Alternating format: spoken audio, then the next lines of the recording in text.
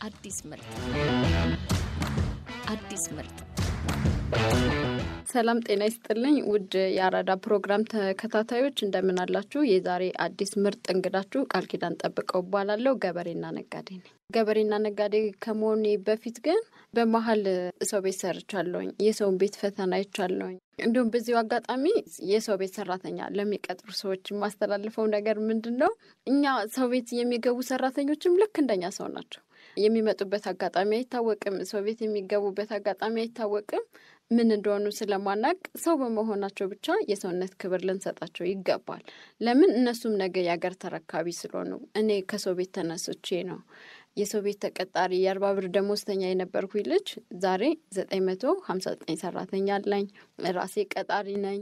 ኦሮሚያ ክልል፣ አፋር ክልል፣ ገዋኔስ፣ ሰመራ፣ ሳቡሬ፣ ቦሌ፣ ኑራ ሄራ፣ አቃቂ በግብርናው ስራ ተሰማርቼ እየሰራሁኝ ነው። እነዚህ ቦታዎች ላይ በማመርታቸው ምርቶች 959 ሰራተኛ ተብሎ እንደ ቋሚነት ይያዝ እንጂ ቆራጭ በሚቆርጥ ሰዓት፣ መኪና በሚጭን ሰዓት ከ40-60 ሰው በላይ ለአንድ መኪና ያስፈልጋል። ለሚቆርጥ ለሚጭን ላይ እነዚህ ሁሉ ሰራተኞች ተሰማርተዋል። የማመርታቸው ምርቶች የኔ እስከሚደርሱ ድረስ በተለያዩ ክልሎች የሚያመርቷቸውን ገበሬዎች እየሄድኩኝ እየጫንኩ እያመጣሁ እሸጣለሁኝና ማምረት ብቻ አይደለም የኔ ስራ። በንግዱ ዓለምም ውስጥ አለሁበት። አዲስ ምርጥ የህይወት ውጣ ውረድ የለም ወይ? ይሄ ሁሉ ነገር ላይ የህይወት ውጣ ውረድ አለ። ግን ምንድነው እኔ የማደርገው? ችግር ሲገጥመኝ ችግርን በችግር አይደለም ፈታው፣ ለችግሬ መፍትሄ ፍለጋ ነው የምሄደው። ለምን? ለእያንዳንዱ ችግር መፍትሄ አለ። ችግር ሲመጣ መፍትሄ ይዞ ነው የሚመጣው። ለምንድነው እንደዛ የማደርገው? ትልቅ ህልም አለኝ። ያ ትልቁ ህልሜ የሀገሬን ህዝብ በማመርተው ምርት የተትረፈረፈ ህይወት እንዲኖረው፣ የተትረፈረፈች ሀገር እንድትኖረኝ ስለምፈልግ ያንን ስለማስብ ሁሌ ህልሜን እያሰብኩኝ ሁሌ ወደፊት ነው የሚሄደው። አላማዬ ህልሜ ትልቅ ስለሆነ እዛ ትልቁ ህልሜ ላይ ለመድረስ የሚገጥሙኝን ቻሌንጆች ቦታም አልሰጣቸውም። መፍትሄ ነው ማዘጋጅላቸው። ለምንድን ነው? እንዴት ነው ማለፍ የምንችለው? ወዴት ነው የምሄደው? ሴት ነኝ። የብዙ ሰው ጥያቄ ነው። ሴት ልጅ ሌሊት ተጉዛ ከየትም ሀገር ጭና ትመጣለች ወይ? አይከብድም ወይ? ማታ ሲጫን በሌሊት ስንጓዝ አዲስ አበባ የምንገባው 8 ሰዓት 9 ሰዓት ሊሆን ይችላል። በጣም ከባድ ነው፣ እውነት ነው። ግን ለቆምኩለት አላማ ስራዬን በጣም ስለምወደው ህልሜ እንደነገርኳችሁ ትልቅ ስለሆነ እዛ ህልም ላይ ለመድረስ ስለምፈልግ የሚገጥሙኝን ችግሮች ቦታ አልሰጣቸውም። ህልሜ ላይ ገና አልደረስኩኝም፣ ስራ ምንም አልሰራሁኝም ብዬ ስለማስብ የኛ የኢትዮጵያን የግብርና ስራ ገና ምንም አልተነካም። ምንም የኔ ህልም ደግሞ የማመርተውን ምርት የኢትዮጵያ ህዝብ በማንኛውም ቤት በትንሹም በትልቁም ቤት የተትረፈረፈ ሆኖ እኩል ምንም ሳይቸገር የአገሬን ህዝብ ምንም ሳይነካው ያመረትኩት ምርት በደስታ እንዲመገብ ፍሬሽ ነገር እንዲደርሰው ስለምፈልግ ገና እየሰራው አይደለም ብዬ ስለማስብ ችግሮችን ለማለፍ ለኔ በጣም ቀላል ነው። መፍትሄ ነው ቀድሜ ማዘጋጅላቸው። በዚሁ አጋጣሚ የደሳለኝ መልኩን ሙዚቃ ልጋብዛችሁ፣ እሱን አዳምጡልኝ።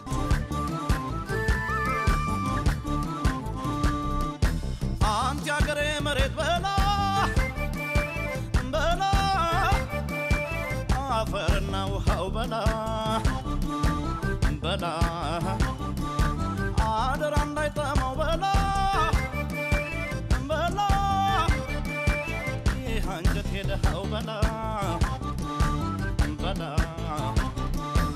አምላክ የልነገው በላ በላ አንተ ላይ ተስፋለኝ በላ በላ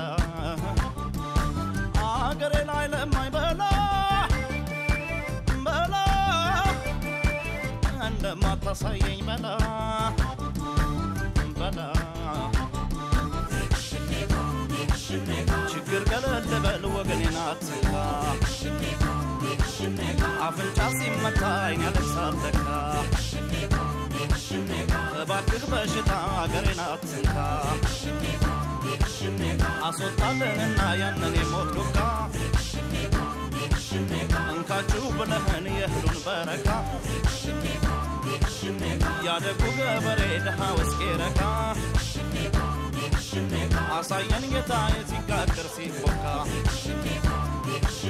መቼም አፍሮ አይቀርም አንተን የተመካ። አድማጮቻችን ከሙዚቃው ተመልሰናል። ሙሉውን በየቤታችሁ አዳምጡት። ወደ ራሴ ልመልሳችሁ። ለመጀመሪያ የተጀመረው ከወንድሜ ጋር ነበር የምሰራው። ወንድሜ እዛ ሲሰራ እሱ ይልካል፣ እኔ እዚህ እሸጣለሁ ነበር። ከዛ በኋላ አንድ መኪና ሽንኩርትና የ6 ወር ኪራይ ተከፈለልኝ። እሱ የግብርናውን ስራ ህይወት አቋርጦ ወጣ። እኔ ወደ ግብርናው ገባሁኝ ማለት ነው። እሱ የሚሰራበት አካባቢ ነው የሄድኩት። እግዚአብሔር ይመስገን እሱ እዛ ሀገር ላይ መልካም ስራ ሰርቶ ወጥቶ ስለነበረ የእሱ እህት ነኝ እኔ ብዬ ስገባ የዛ አካባቢ ነዋሪ አሪፍ አቀባበል ነበር ያደረገልኝና አልከበደኝም ነበረ። መንገዱ ለኔ በጣም ቀላል ነበረ። ወስኜ ነው የወጣሁትኝ። እሰራለሁኝ፣ እቀየራለሁ፣ ሰውንም እቀየራለሁ ብዬ ነው ስነሳ የተነሳሁትኝና እዛ ጋር ገባው። መሬት ተከራየሁኝ፣ ማረስ ጀመርኩኝ። ደረሰ ምርቱ፣ ለገበያ ወጣ። ከዛ በኋላ እንደዛ ያለቀጣለ ማለት ነው።